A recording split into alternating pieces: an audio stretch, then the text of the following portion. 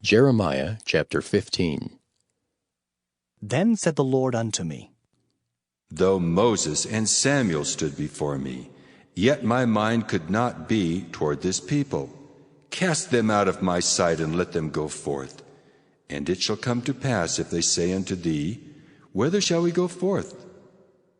Then thou shalt tell them, Thus saith the Lord, Such as are for death, to death, and such as are for the sword, to the sword, and such as are for the famine, to the famine, and such as are for the captivity, to the captivity. And I will appoint over them 4 kinds, saith the Lord, the sword to slay, and the dogs to tear, and the fowls of the heaven and the beasts of the earth to devour and destroy.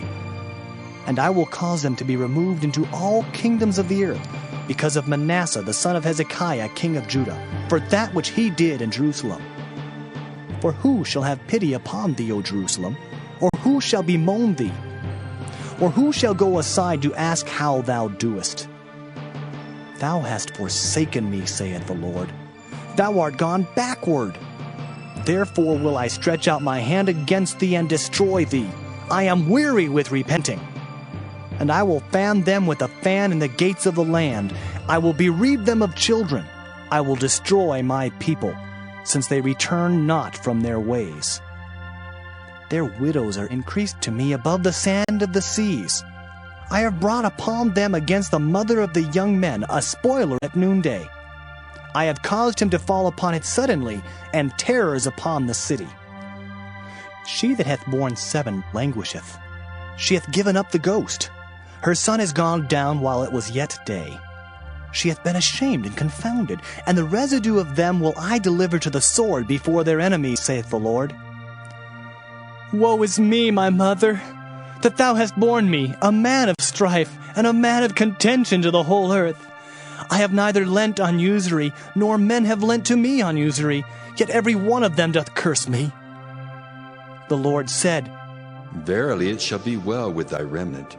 Verily I will cause the enemy to entreat thee well in the time of evil and in the time of affliction. Shall iron break the northern iron and the steel? Thy substance and thy treasures will I give to the spoil without price, and that for all thy sins, even in all thy borders. And I will make thee to pass with thine enemies into a land which thou knowest not, for a fire is kindled in mine anger, which shall burn upon you. O Lord, thou knowest. Remember me and visit me, and revenge me of my persecutors. Take me not away in thy long suffering. Know that for thy sake I have suffered rebuke. Thy words were found, and I did eat them. And thy word was unto me the joy and rejoicing of mine heart, for I am called by thy name, O Lord God of hosts. I sat not in the assembly of the mockers, nor rejoiced. I sat alone because of thy hand, for thou hast filled me with indignation.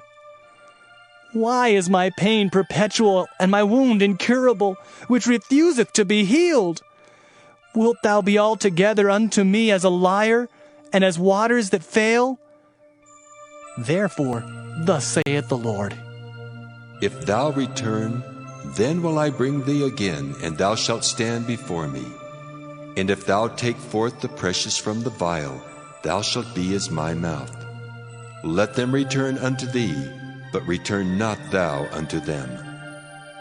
And I will make thee unto this people a fenced brazen wall, and they shall fight against thee, but they shall not prevail against thee, for I am with thee to save thee and to deliver thee, saith the Lord.